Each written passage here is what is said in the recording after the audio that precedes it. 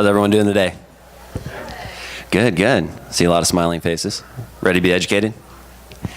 So, just a little quick background on me. I was the head reporter, also investigative reporter, did a lot of the work on business, science, and politics when it came to cannabis in California. Moving on out here to try to educate the population on CBD and on cannabis, and bringing our new product line, CBD Spa, out there, natural beauty supply product.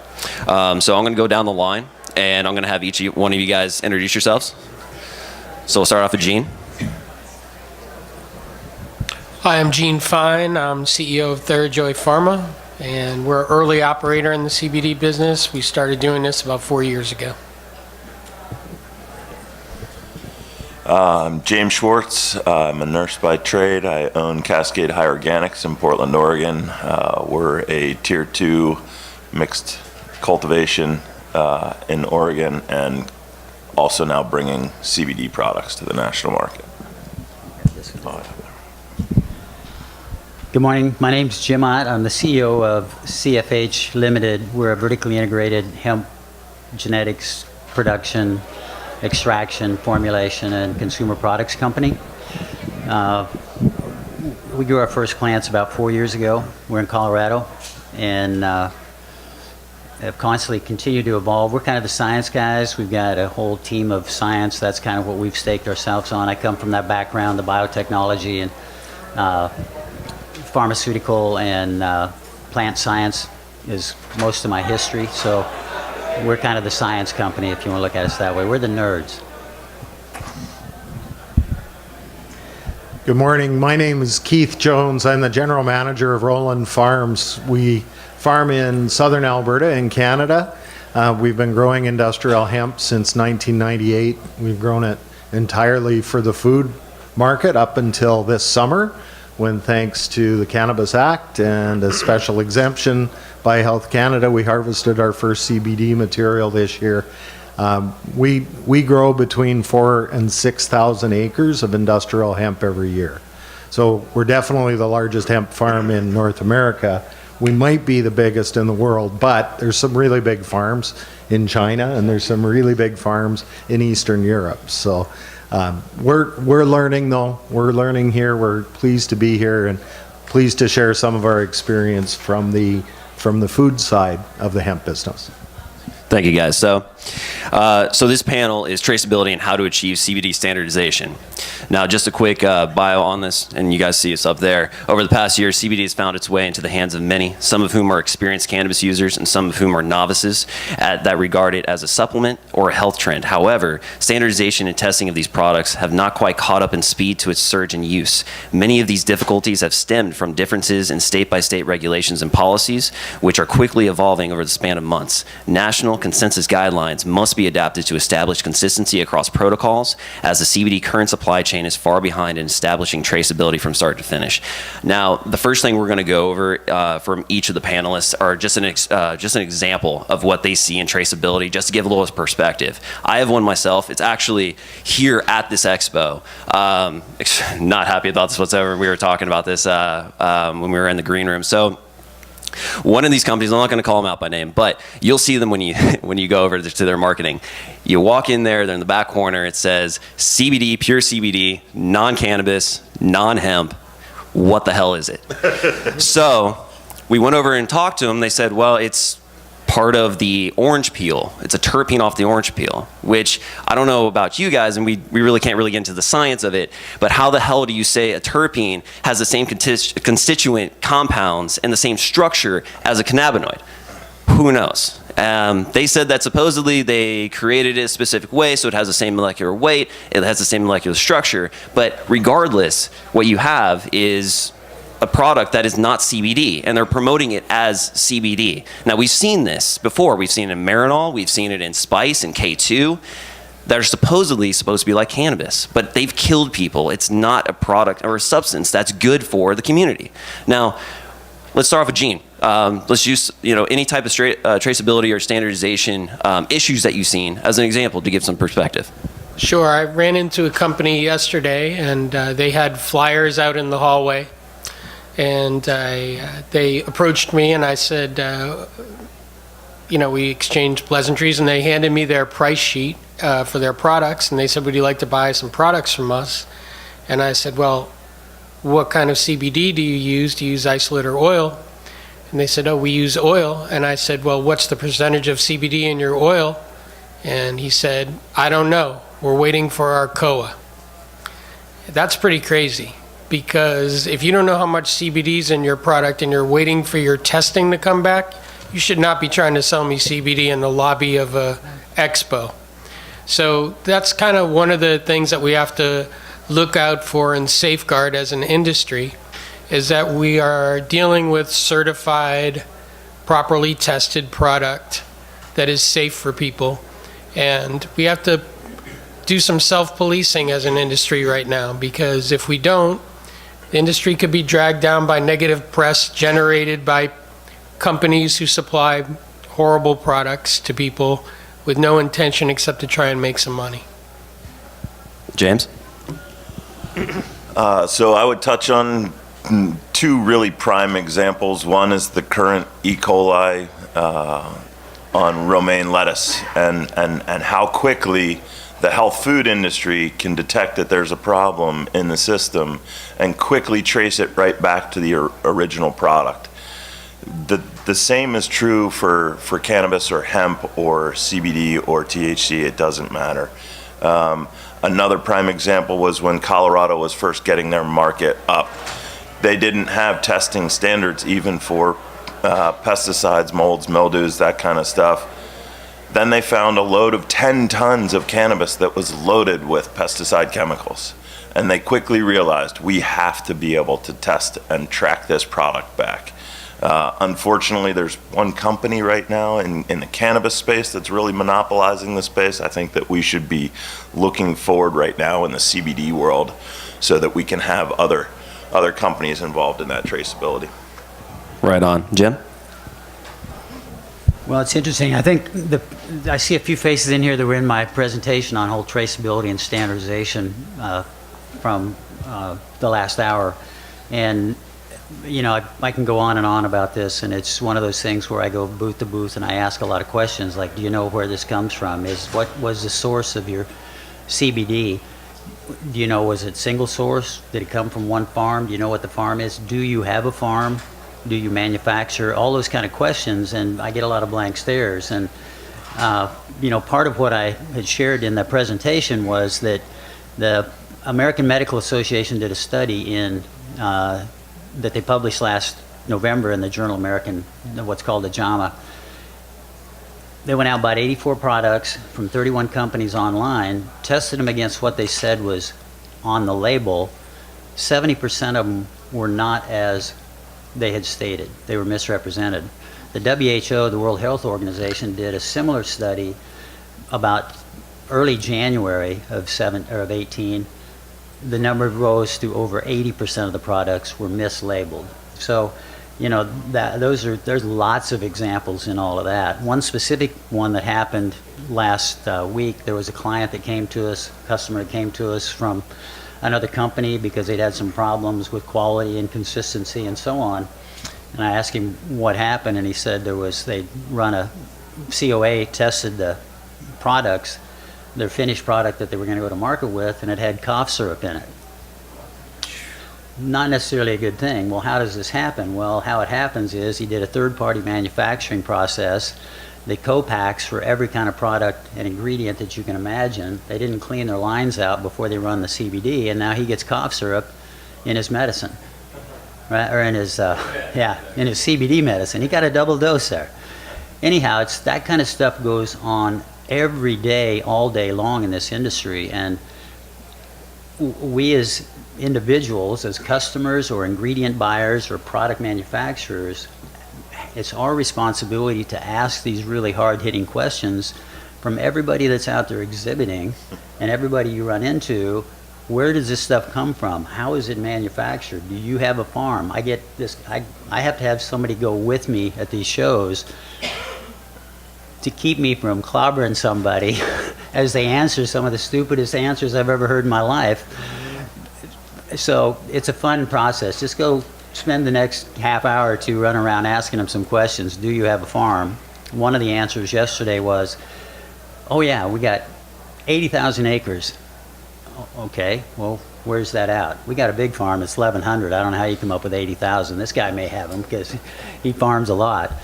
But it's those kind of things immediately ought to be triggers like, okay, well, where's it located? Well, they're located all over. Well, what kind of answers are those to questions about a medicinal product you're trying to sell somebody? We got to hold those people more accountable, you know? Absolutely. And I think that's really where we're going to get to a little bit later on in this panel about how we can create a collaborative group to try to regulate this body internally and not externally. So, Keith? Just a quick example from the food industry again. Selling organic hemp seed, which is why we've been growing hemp for the last 18 years. We run into people who are buying organic hemp seed from overseas or from brokers. And they say, well, your price seems really high at $1.60 to $1.80 a pound. But we're organic certified. We have third-party inspection. We grow under license, so everything is actually highly regulated and controlled. When we've asked, well, where did you get your quote for the 45-cent organic hemp seed that you're looking at buying? Well, we had somebody, a broker, offered us this product. Where did the product come from? We don't know. Okay, so why don't you have at least run a test, run a COA on it, and understand if there's any heavy metal contamination, if there's any pesticide contamination. They ran a test on it, tested positive for cadmium and lead, and when they went back and tried to do the chain of testing, they found out it was actually Chinese hemp seed that was grown for bird seed that a broker in Turkey picked up and certified in Turkey as organic, moved it into the North American food market. So that's in the food industry, which is already fairly well regulated on this. So this is a pathway that we're going to need to get comfortable with and up to speed on with standards, traceability, custody transfer, identification, full transparency, to make sure that the people who are using the products we're trying to produce are getting good products that are safe, that are getting them the benefits they're paying for. Absolutely, absolutely. So, I think we've pretty much explained why traceability and standardization is pretty important. So I'm going to fly into this other question. So we have seen a massive surge in the CBD market over the past few years. However, like the massive surge in technological advancement, as most people talk about, our technology is far outpacing what we actually know what we can do, especially with AI. It's kind of the same thing with CBD, where we don't really have a lot of regulations, we don't have a lot of policies. We now have the Farm Bill, 2018 Farm Bill. It's probably going to go through within the next couple weeks, but there's really no regulations tied to it. It's just saying, hey, it's legal, it's free. Let's free roam it, let's make it an agricultural product, a food product, but there's really nothing there. So with you guys, I'm going to go down the line. Jim, with your knowledge of the agricultural industry, how do you see the U.S. catching up to the handle, to get a handle on the properly standardizing the CBD industry? From your experience, are there any aspects of the agricultural industry that we can parallel for this one? Well, I think there's a lot of models out there. For the most part, whether you're raising a commodity crop or you're raising a fruit crop or you're raising a vegetable crop, there's certain food safety standards that have to be employed as you get it into the processing stage. At the commodity level, there's certain the associations, or the U.S. Soybean Council, as an example, is kind of the overriding commodity entity that looks at safety, looks at standards, looks at grading qualities of those commodities as they come through the system to that point that they go to the elevator to be processed. Once they're processed into soybean meal or soybean oil or any of the other compounds that are made from soybeans or from any of the commodities, then the FDA requires food safety standards that go with every one of those steps in the process. So whether you're extracting it, whether you're taking the ingredients and you're making a food out of it, all of those standards exist already in agriculture. It's not like we have to reinvent this wheel in terms of how it's done. All of those systems are in place already for almost every food ingredient that we buy. Right. So, follow up on that. Since we know hemp itself is a phytoremediator, it sucks up a lot of the pesticides, a lot of the pollutants in the soil, as we've seen it with them helping with Chernobyl and a lot of other different areas. Should there be extra regulations than just what we see in the agricultural products? Because we see a lot of pesticides on food grade products right now. Even in grapes, you see Eagle 20 that they can still use on grapes that we use for wine. So all you wine lovers, there's a lot of Eagle 20 in your product. But should there be anything extra that we should be adding on to that? Well, I think that it kind of goes back to the consumer, really. I mean, each industry, whether you're the grape industry association or the soybean industry association or the U.S. Corn Growers Association, each of them have an agenda to help support the industry that they're involved in. So if pesticides, if Eagle 20 is good for grapes, third grape producers, then Eagle 20 is going to be used on grapes. Right.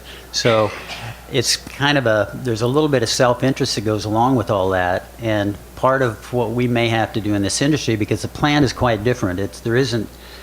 You can put corn in ground on pesticides year after year after year, and soybeans and rice and cotton and all those kind of commodities, and you're not going to have to worry about it ended up in your mouth, right? Hemp and cannabis is a completely different thing. It's a bioremediator. It picks up everything. It picks up the heavy metals. It picks up the pesticides. It picks up all of those kind of things. So the industry may have to organize to a point where at least the pesticide piece of it and the heavy metal testing is part of what has to happen, and maybe even at the biomass or the flower level before it ever gets extracted, to know that, yeah, that's something that's not the Chinese product that you were talking about. Yeah, absolutely. So, Gene, from your travels around the globe, your massive area of expertise in the music industry, producing industry, what are some parallels that you see that can help with traceability and standardization with CBD? Well, I think one thing that we can do is we can set up a certifying body as an industry. And, I'd like to thank everyone in this room for coming, first of all, because it means that you care about this issue. And it's very important for us as an industry to police ourselves and to have a centralized body that's not controlled by one entity, but controlled by, let's say, 20 participants that cycle out over a 3-year period, similar to what the RIAA does in the music industry. And what the RIAA does there is police legal issues for the industry and also certify when a record sells a certain amount, they certify it gold or platinum. We need a certifying body for not just for product, but also for transactions. If you've been in the CBD business for about 3 seconds, then you've probably been contacted by a broker who wants to sell you 1,000 kilos of CBD. And that scam that goes around the industry needs to be cut out, and it needs to be focused under a certification system so that transactions of large quantities of CBD can be tracked and verified so that we know legitimate product is coming into the system, that it exists, that people aren't getting ripped off. And we need to kind of eliminate these few thousand scam brokers that are out there trying to do business right now. And something like a certification body would help do that. Okay, let me throw this out to you guys, and anybody can answer this. I know we were talking about this in the back. So, like a third-party company with a lot of product lines, Underwriters, Underwriters Laboratories, UL. You see the UL mark on a lot of different products. It's a third-party company that doesn't have any ties to any specific industry, but it's kind of the regulating essence of standardization in a lot of these products. So, would that be an ideological type of standard that we should have instead of just a certifying body that's within the industry, but also one that's a third party outside of the industry? We have, in the cannabis arena, we have both. So in Oregon, Obviously, you can't certify cannabis as a organic product because it's still federally illegal. But we have organizations within our state practice. So we have Dragonfly Earth Medicine, which is a certification for organics. We have Clean Green certification, which is a third-party certifier. But then we also have coalitions of organic farmers who are holding each other to those practice standards, because the only person who really is going to walk onto a farm, other than maybe a serious regulator, inspector who's gone through farms, are going to be other farmers. You're going to know exactly what you're seeing around that farm and whether or not they're being true to their practices. And even, for example, Clean Green certification, they come and check your soil once a year. So you could, for your inspection, if you wanted to escape the law. But so we both need an outside regulatory body. So in Oregon, it's the OLCC who looks at your products, but it's the ODA who regulates what can be used on your products. So yes, I think inside the organization as well as third party. Okay, does anyone else have anything they want to say on that? I think it's going to happen that way anyway, even if because of the sort of the natural evolution of where this industry's headed with the Farm Bill passing. Jim was talking about it before when we were in the green room, that USDA will get involved, FDA will get involved. Those will be certifying bodies. But I think as an industry, we also need something that is unto us, that understands sort of the use of the product, understands the transactions which take place, and also understands the potentially tracking sales volumes of products that are CBD related also. Jim? Well, one of the things that's happening, at least with us, we tout ourselves as the science guys, and we don't necessarily have a huge branding approach or consumer product approach. We're more a private label company and an ingredients company, so we're kind of the science behind your brand approach. So part of what we are running into is a lot of the food companies and some more sophisticated pharmaceutical companies, nutraceutical companies are coming to us and saying, hey, listen, we don't understand this plant, we don't understand a lot of the processes, can you bring your science and tie it to our science?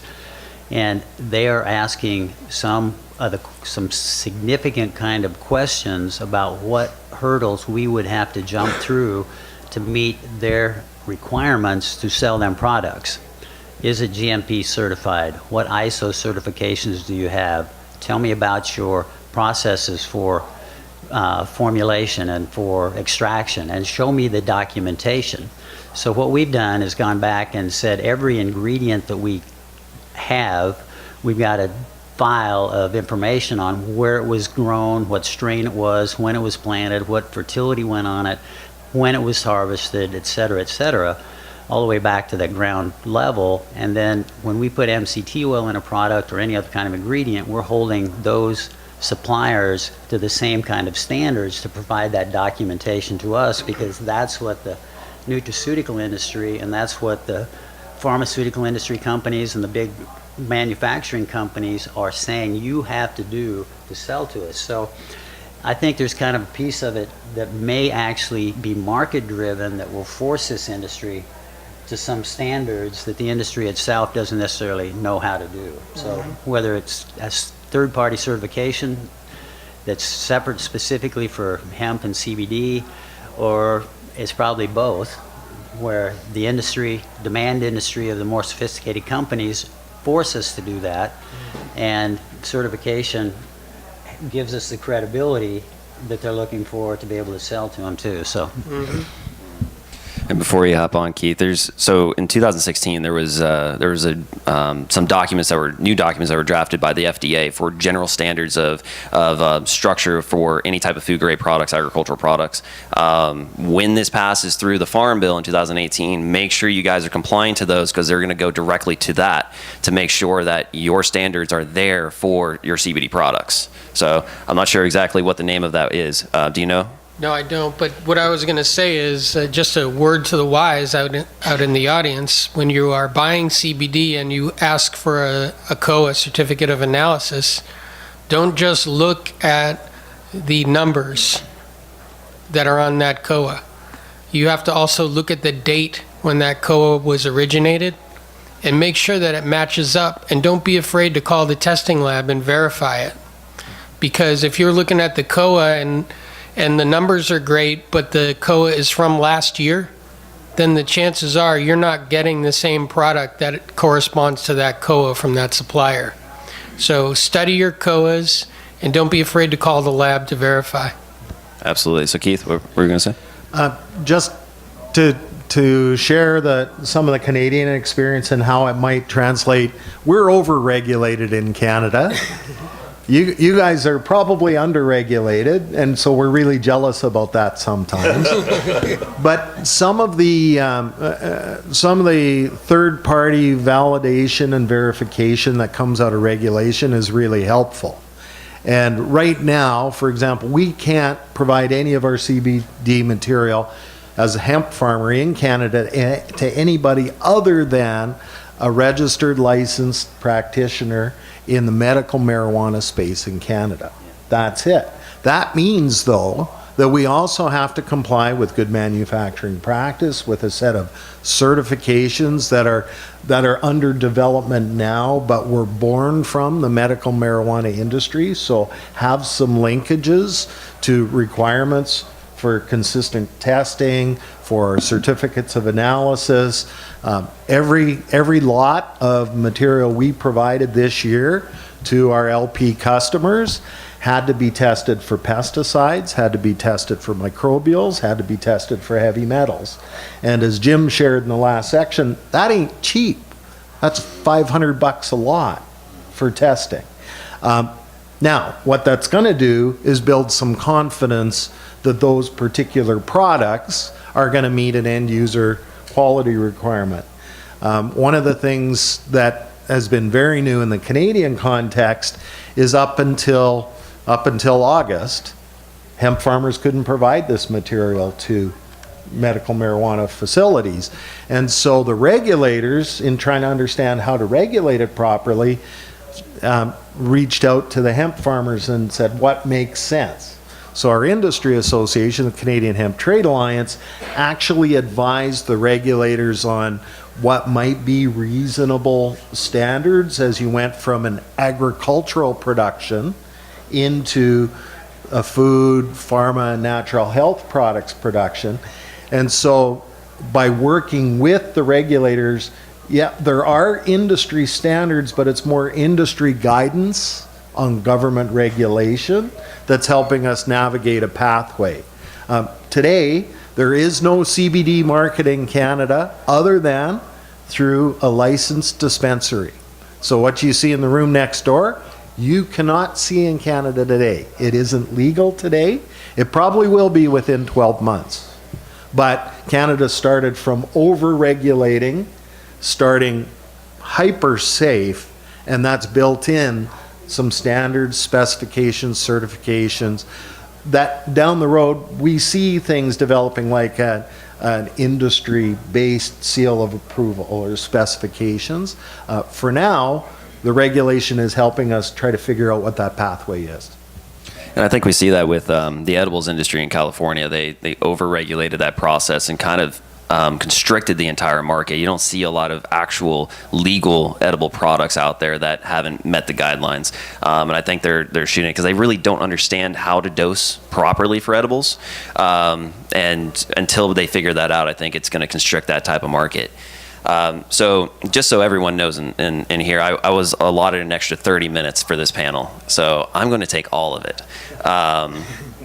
So we probably will be here for a little bit, unless you guys don't want to stay. I think we got a lot of great questions here. So I'm gonna hop on to one of the things you guys were talking about. So with the OLCC, that's a great governing body, but just for the state of Oregon. Now, should we do a state-by-state measure where each state is governing themselves, or should we have a national measure that we can actually append to, or something that we can go with? So a couple of things in that as we unpack that. So initially right now in the cannabis space, we're being forced into these state markets, which is ultimately bad for the industry as a whole. We're overbuilding our production side, but those are cannabis issues.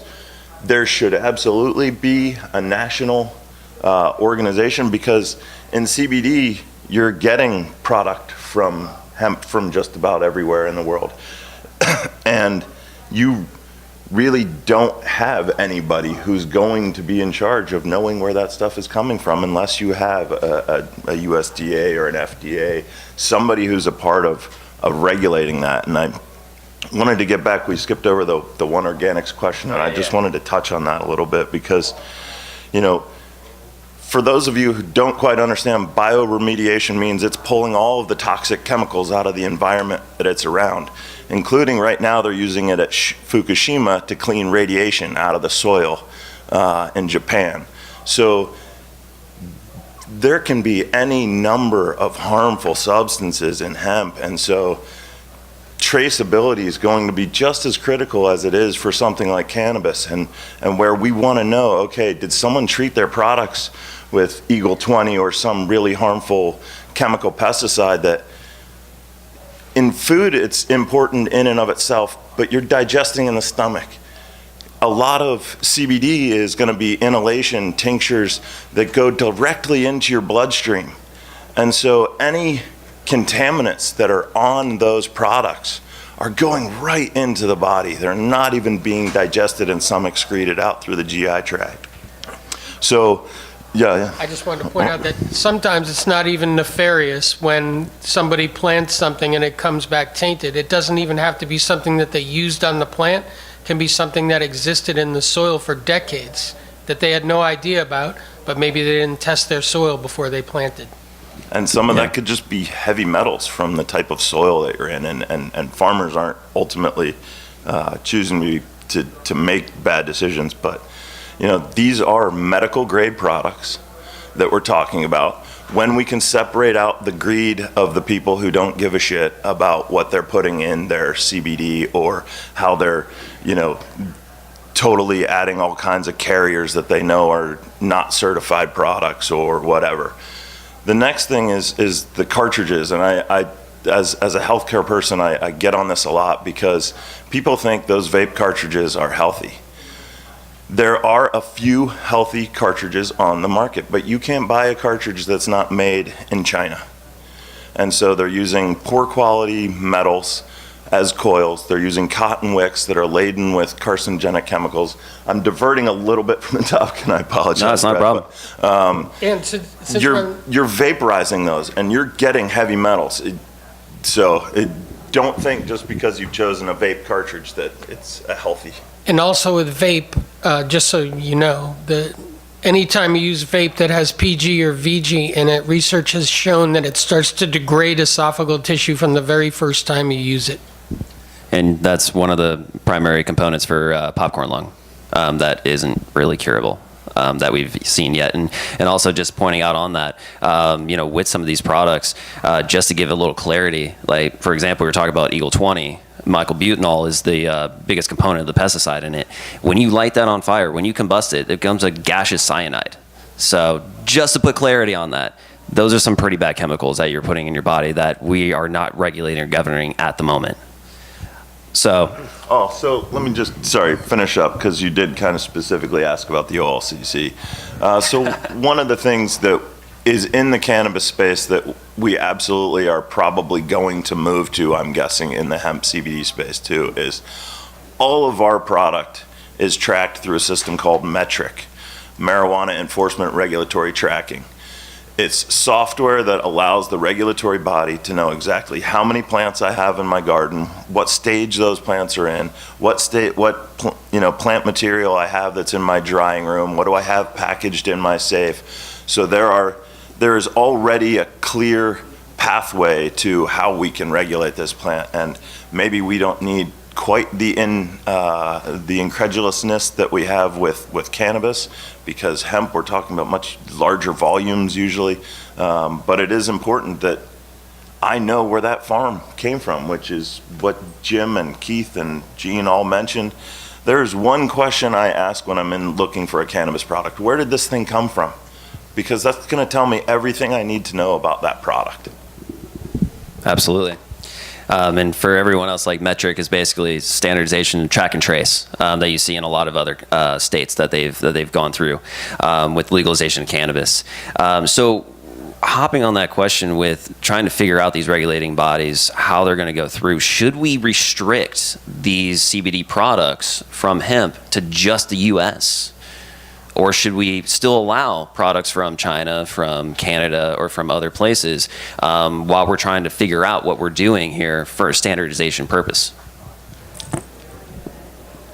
I think it's very important that hemp is a global market and that CBD is a global market. So I think it's very, very important that we do allow products in and that there is reciprocity where we can send our products to other countries because the global market is important to everybody in this room, and we don't want to be isolationist. We want to be able to do business across the globe, and we need certifications from incoming products. We need to make sure that those products are pure and healthy for people. But it's extremely important in my mind that this is a global market and an open market. Shouldn't we test those products, at least on the entry into the country? Oh, yeah, I was saying that Oh, okay. we have to make sure they're tested and good for people Yep. before they come in. But But I think here rather than at the point of origin, right? 'Cause- definitely here. Yeah. I mean, they'll be tested, I imagine, at the point of origin also, but we have to verify as they're making it into the country Right. that they test out, and there has to be a mechanism to be able to send it back. Especially as like the China example that Keith was talking about. Yes. And just a little history lesson. So hemp was one of our major products as colonies when we were coming into the New World. We were the biggest exporters of hemp, which is probably why Mitch McConnell was so excited to bring this bill forth, because this was a big market for his state a long time ago. Kentucky, yeah. Yeah. So, you know, we've been around this for centuries. We've been around this product, especially in America. So bringing this back in will definitely help our ecological standards and also our economic standards. Our flag, our original flag that Betsy Ross made is from hemp. Constitution, just about Declaration of Independence. Even Washington was talking about making sure everyone had at least 20 acres. Even in historical standards, when you were supposed to be a voter, you had to have at least 20 acres of hemp farmland owned to be a legitimate voter back in the day when they were first putting America together. So cool little tidbits.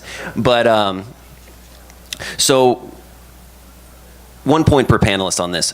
What should the nation focus on to help streamline CBD traceability and standardization? I know we kind of hinted on this on a couple other questions, but any specific points? Keith, you want to go first? Sure, and I'm going to look at this from more global perspective than just a U.S. perspective. One of the things that I think has created a lot of confusion in the marketplace, generally around cannabis, is a lot of confusion around, and hemp, around terminology, around testing standards, methods, etc.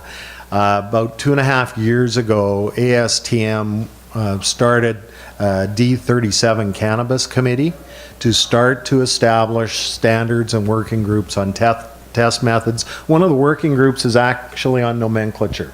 So when you say hemp, what do you mean? How is hemp defined?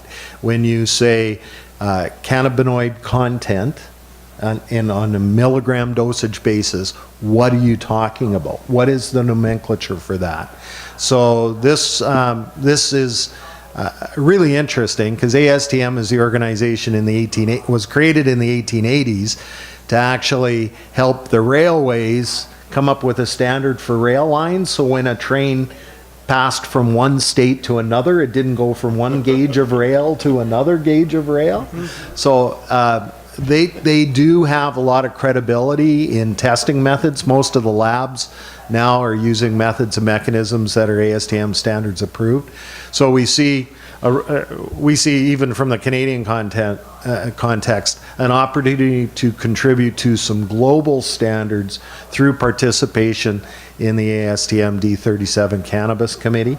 Their next meeting's in Houston in the end of January, and anybody who's interested in contributing to the development of standards for cannabis and hemp should check out the ASTM D37 Committee. ASTM D37 Cannabis. And if you do a search, Google search on that, it'll take you right to the work of that standards committee. Yeah, their next committee meeting is coming up in Houston. I think it's January 25th to 27th, but I might have the dates a little bit off. But Jim? Well, I'm not sure it's the nation's responsibility at all, frankly. Okay. I think that has to be the onus of the industry itself. I think it starts with each individual company setting standards and having integrity and having a mission to help people get this product out so that they can have the health benefits that it has. We just sit around and say, we need some body that's going to take care of all this, or we're going to put it on the government to do these kind of things. I think the less involvement we can have, Keith was talking about some of how well that happens in Canada. Other countries are far worse. So that's my 2 cents. I think we as individuals in the industry have to take a leadership role in establishing those standards within our own companies.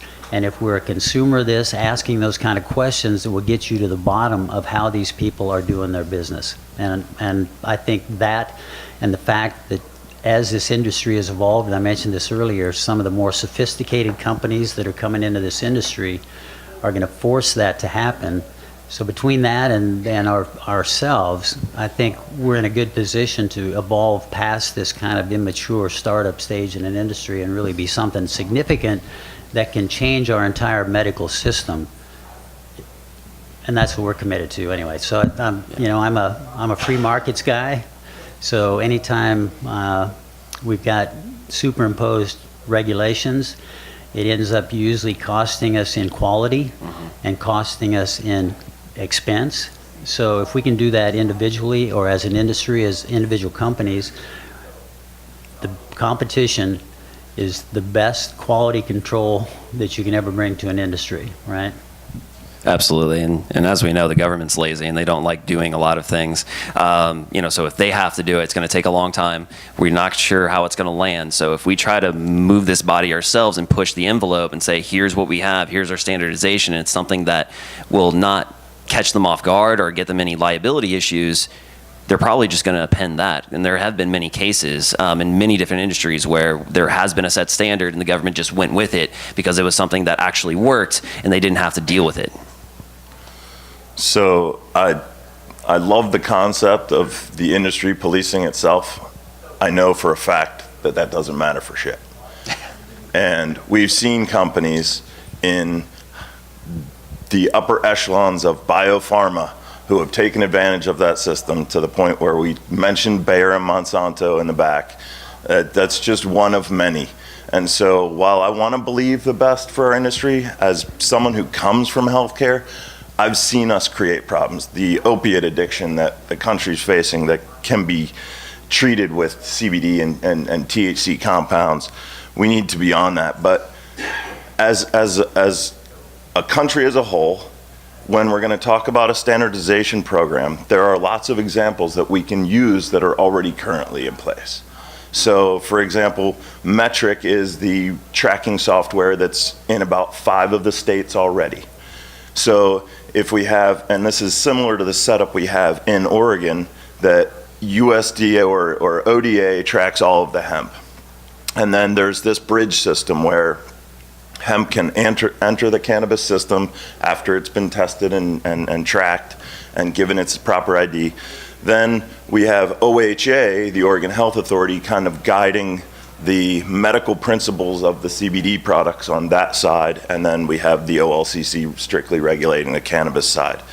there are very similar federal models that we can tap right into. As we mentioned, the USDA could be tracking those plants as it enters a collection point where, which in cannabis or most harvest spaces, it's kind of after that harvest, you're bringing all this product in.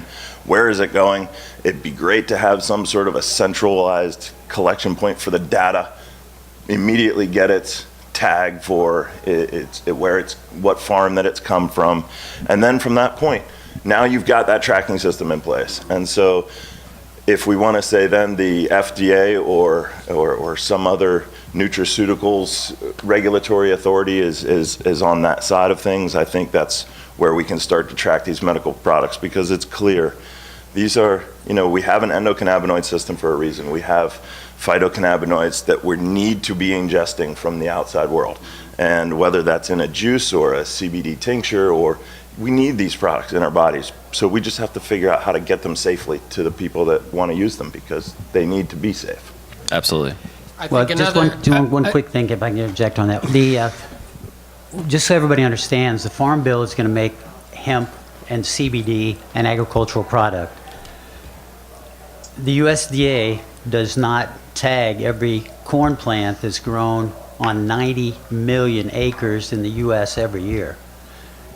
Hemp is going to go that same way. So that whole trekking metric kind of cannabis approach is a cottage industry kind of approach. It's not a significant agricultural industry approach. So I'm not sure that's actually a viable approach to this. I certainly agree with some sort of certification and standards for health and safety that have to be employed. Well, in hemp, I don't think you need to tag every plant, right? If you tag it from the time it leaves that farm, you can at least say, okay, this got harvested on this date from this farm. No, I agree don't with care that. if there was 50,000 plants or 5. I completely agree. Awesome. And then I Gene? think the other part of this is let's do a complete provenance. So, okay, we're testing it, let's say at the point of harvest.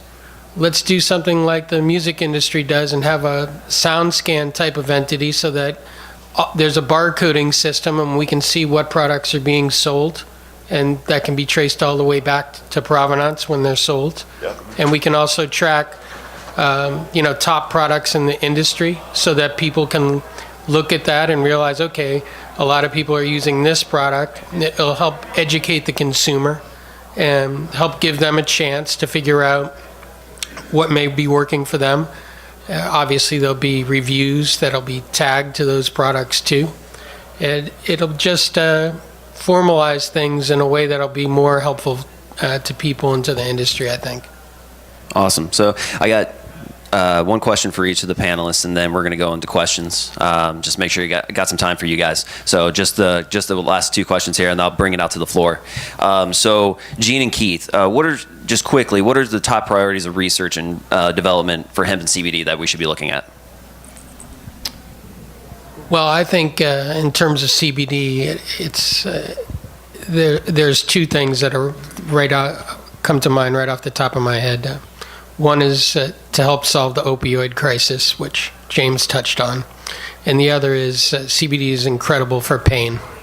And, it's just a matter of how are we going to go about this. You have companies like GW Pharma patenting epileptic drugs and other drugs now for Dravet syndrome, et cetera.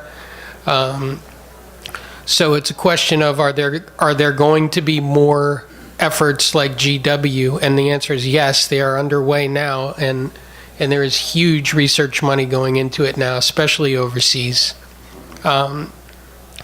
But I would say that as an industry, CBD is exceptionally effective for pain, and so we need to be able to quantify that with research and put that out there for people. And I think that's an extremely important thing that we do as an industry, is substantiate the fact that CBD is excellent as a treatment for pain. Keith?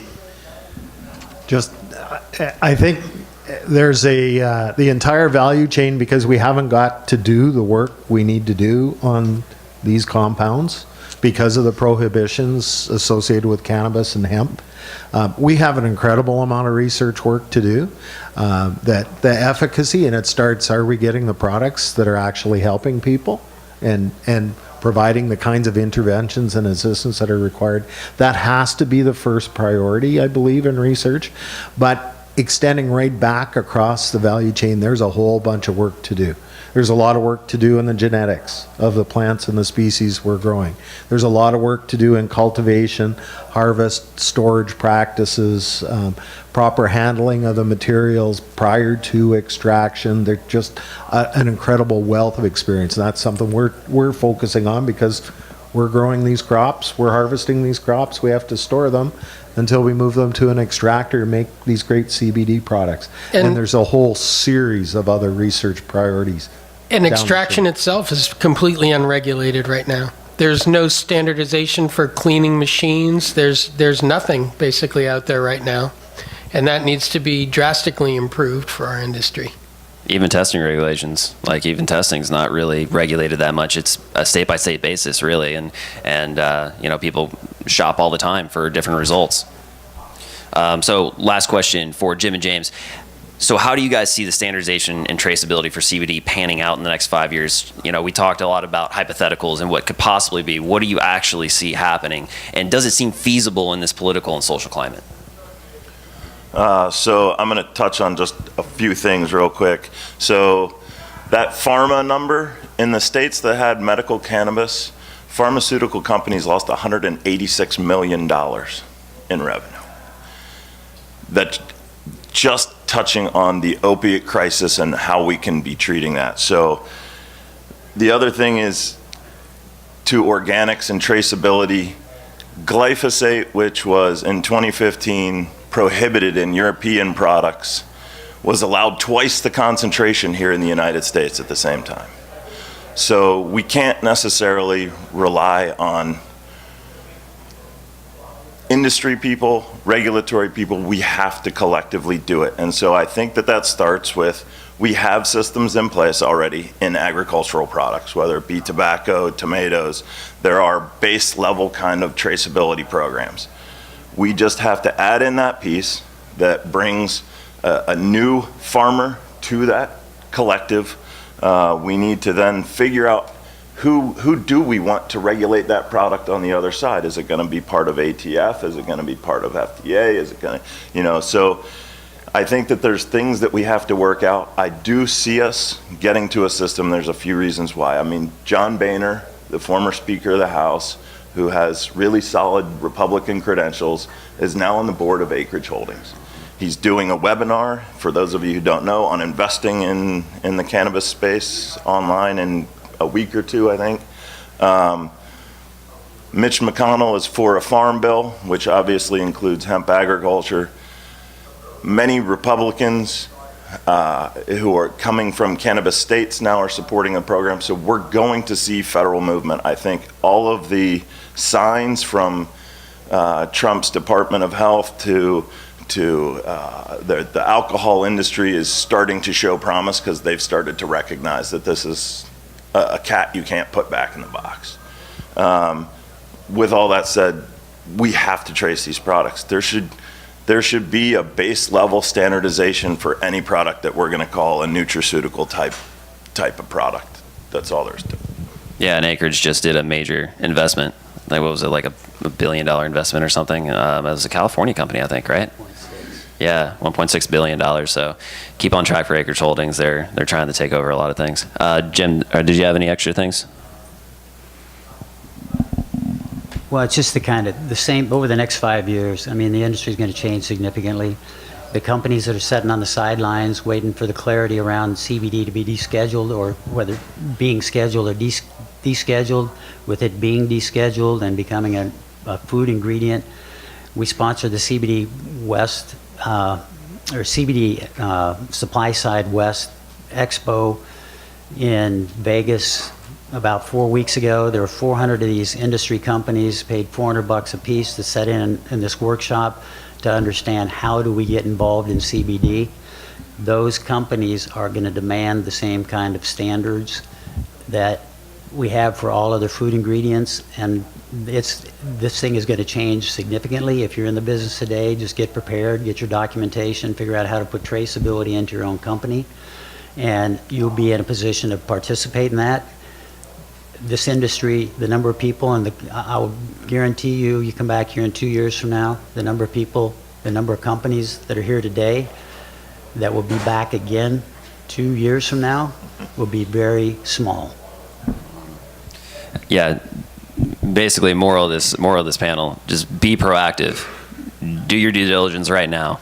Don't wait until something happens. I mean, if you want to take a model, take California model when they put through Prop 64 into SB 94, people got screwed because they just waited for this to happen. They didn't do any traceability, didn't do any standardization, and now a lot of them are getting sucked out of the market or getting bought up. So we're done with the questions here for the panel. Does anybody have any questions? You want to come on up? Hi, I grew up in the South, and you just mentioned glyphosate, and I want to bring up the elephant in the room, and that is Southern hemp farming practices. I have a question about hemp being grown from Kentucky down because of the soil quality. I'm not familiar with the rest of the United States. I didn't grow up there, but I grew up in Georgia. I understand they're going to start farming hemp on pine tree land, which I used to own pine tree land. That stuff's nasty. And then also that same question leads into, is it a better practice to do an indoor because you can control the soil, or outdoor? I mean, what are your thoughts on that, and what are we going to do about Southern hemp in the United States? Because I think it's problematic already. Thank you. Well, indoor is much more controllable, but it's not feasible as a industry because the cost structure is way too expensive. So we'll have to produce the major crops outdoors. I'm not familiar with the soil conditions in the South and in Georgia, the situation that you talked about. You gentlemen might know more about that than I do. It's no different there than it is anywhere else. You know, we've had 50 years of pesticides put on commodity farms. It's evolved over time where conventional tillage methods have disappeared and chemical applications are the standard. It's a no-till kind of application. You don't do any primary tillage to change the soil up like it used to be 20, 30 years ago, 40 years ago. It's just a constant barrage of different pesticides to control various pests. So I don't think if you go across the Corn Belt and the soybean belt of the Midwest, there's probably more concentration of pesticides in the soil there than there are in the South, frankly. I do know that also when you go down into the Caribbean region and South America, Central America, it's even worse in many places because one of the things that our pesticide companies here would do is that once something is banned in the U.S., they look for the next market to dump what they have. And that results in some really nasty soils in those regions.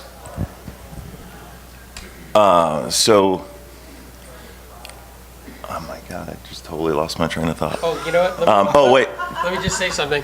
I'll give you an example. I was in the Dominican Republic and I was very excited because I was testing some soil and the pH came out at 7.6 and I thought this is fantastic. And then I picked up the soil and I rubbed it on the inside of my arms because I wanted just to see, you know, what it would be like because the soil when I touched it didn't feel right to me.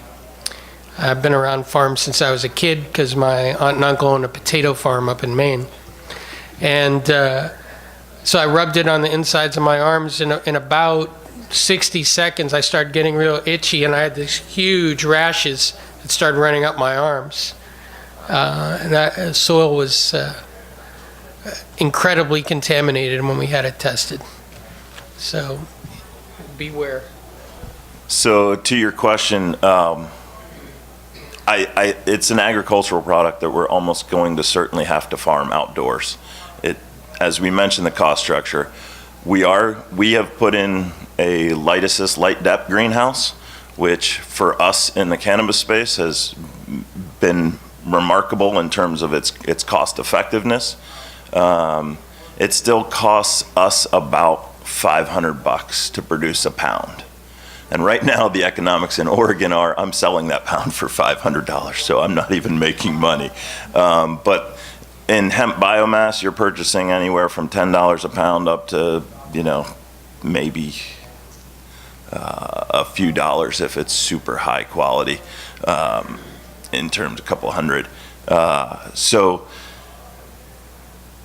the cost structure is going to have to be an outdoor product. You also touched on the meaning of why those organics are so important. Soils that can have anything in them, and this plant is going to especially suck it up. And so you should do some sort of controlled soil, or at least be very aware of what's in your soil. And even when you look at organic production, so it takes 3 years to have land certified for standard organic production. If that land had been farmed conventionally, very intensively, it may still not be suitable for organic hemp production because hemp is such a great bioaccumulator. We've found we've had lots of some of our crop that we've had to park and put aside that will not be able to go into the CBD supply chain because we had an aerial applicator spraying a fungicide a kilometer away that drifted onto our soil 2 years before. And so that fungicide came up and the COA tested positive. And again, we've been farming organically since 1984.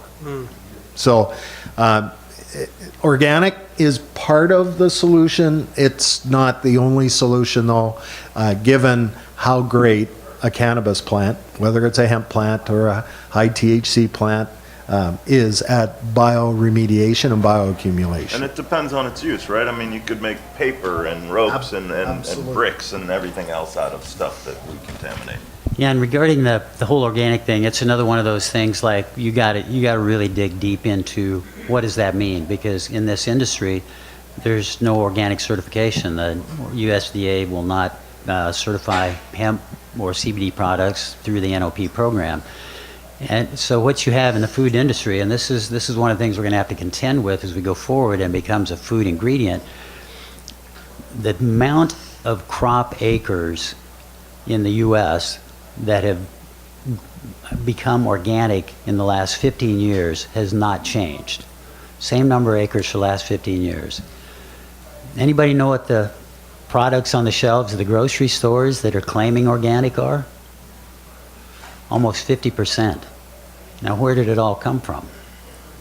Right? So that's not a whole lot different than we're seeing here in the CBD space. Is everything's organic now. And the other thing is regarding organic is that organic from outside this country frequently gets certified by an entity called BioAgriCert that is loose, very, very loose. So most of the stuff that gets certified by BioAgriCert, I'd take a pretty hard look at because I know for a fact that BioAgriCert certifies things that are in fact not organic sometimes. Yeah, and I was talking to, I was listening to John McKay and his talk yesterday. You were talking about pine trees when they were growing next to it. They're saying a really synergistic tree to actually grow with are pears. Pear trees supposedly give a really good quality to that. And that was from John McKay. I was like, oh, that's very interesting. A nice little tidbit. Another question, my man? So basically, there's been a lot of talk here about having a internally ruling body to control us. How do we start that? What are the steps we need to take to start getting the coalition together to move forward? Thank you. Well, it's a good question. I mean, if you look at all the other industries, agricultural industries or other industries for that matter, it all started with some of the more progressive companies creating a consortium that either established an organizing body or hired a third-party body to do either whether it was designed to do marketing or it's designed to do inspections or designed to do certifications or education, which are all probably things that we need to do. But I think one way to do it would be kind of similar to what the U.S. Hemp Roundtable has done, where individual companies come together and contribute 50 or 20 or 10 or $5,000 to be kind of a member of that organization, and its sole effort was for lobbying. I think from a certification or a industry organization, we could do it, it could start that way with some of the most progressive companies, and then, allow anybody in it to wanted to contribute $500 or $10 or whatever to be a member of that kind of industry organization. And I think it's important that we act now, because the other thing is while there is not this industry, we are vulnerable to a single company or 2 or 3 companies trying to come in and control that. I can give the example of the CRT in Mexico, which certifies all tequila that comes out of Mexico. The CRT is owned by Cuervo. So they certify everybody else in the marketplace. We don't want to have that happen with this industry. The other thing is, I would suggest that when we do have a certifying body that is from the industry, that we rotate people out on a term so that people don't get, if you give people power, it inevitably corrupts them. And so the best thing to do is to have a short term, 3 to 5 years, something like that, and rotate people in and out of the organization. So there's a few problems to trying to create these organizations. So first, all of these companies have their own self-interest right now, and there's some of us trying to work cooperatively because the greater goal still has not been achieved with complete legalization of these products and fair banking practices and everything that goes with this. So there's the own self-interest that sometimes come at play. There's the fact that, in a normal startup industry, 9 out of 10 companies fail. So you could be forming an alliance with a group of, that starts out at 5 or 10 or 15, and there could only be 4 left in a year. And so there's some obstacles to us getting there. We've achieved it in a state system, as has Colorado and California. We don't necessarily need the tracking that we need in cannabis, but we need a tracking system, and we've got the systems in place from all of these other industries. So if we can find some people who want to tie all of that together, the problem is we're all so busy trying to run our businesses that it's hard to think, okay, now we got, I'm already going to political events and talking to legislators and regulators and all those people that I have to talk to, to take on yet another role. You can only do so much, but I would like to see us get there. I think it's going to take a little bit of time.